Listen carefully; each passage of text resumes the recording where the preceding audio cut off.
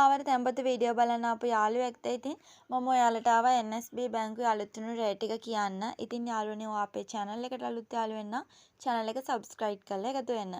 ඉතින් ඔයාලට මෙතන පේනම ඇති සාමාන්‍ය fixed deposit මාස 7කට වගේ දානවා නම් ඔයාට minimum deposit එක දීලා තියෙන්නේ ලක්ෂයක් දාලා සාමාන්‍ය මාස 60කට ස්ථාවර තැන්පතු ක්‍රමයක් ආරම්භ කිරීමට හැකියාව තියෙනවා NSB බැංකුවේ. එතකොට annual interest rate එක ලක්ෂයකට ඔයාලට ලබා දෙනවා 7.75ක interest rate එකක්. කල්පිරීමේදී එතකොට වාර්ෂික රේට් එක දීලා තියෙන 6.75යි. හරි. ඊළඟ එකට යමු.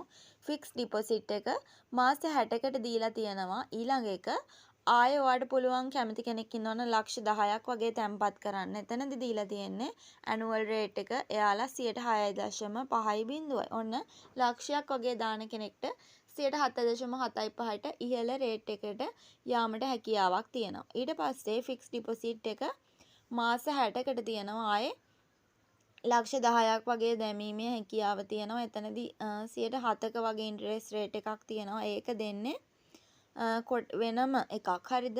අරක තියලා තිනවා fixed deposit කියන්නේ 60 month period A කියලා. මේක period A එක නෙමෙයි අනිත් එක. හරිද? ඊට පස්සේ ඊළඟට සඳහන් කරලා දෙනවා fixed deposit මාස 48. එතනත් ලක්ෂයක් දාන්න ඕනේ. 7.5% ඔයාලට ලැබෙනවා. ඊට පස්සේ මාස fixed deposit එක මාස 48. ඒ කියලා තමයි පාර්ට් එක හඳුන්වලා දීලා තියෙන්නේ. ඒක දැම්මොත් ඔයාලට ලක්ෂ 10ක් දැම්මොත් 6.5% වගේ තමයි හම්බෙන්නේ. ඊට පස්සේ fixed deposit එක මාස 36 ඒ කියන එක ඒක දැම්මොත් 25000 දාලා ආරම්භ කරන්න පුළුවන්. 7.7 රේට් එකක් ඔයාලට ලැබෙනවා. ඊට පස්සේ fixed deposit මාස 36 ඒක ඔයාලට ලක්ෂ 10ක් දාලා පටන් ගන්න පුළුවන්. 6.5%යි ලැබෙන්නේ. ඊළඟට එනවා මාස 24ක fixed deposit එකක්.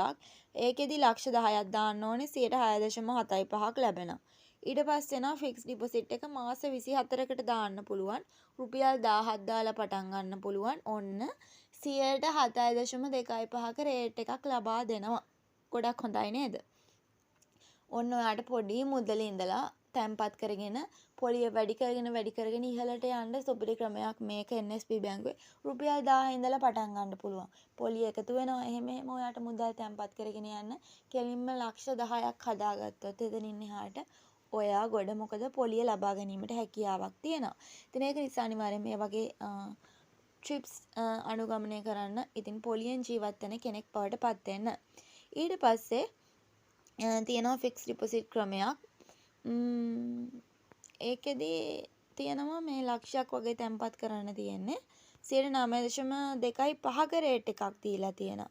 2026 මාර්තු 1 තමයි මේක පටන්ගෙන තියෙන්නේ.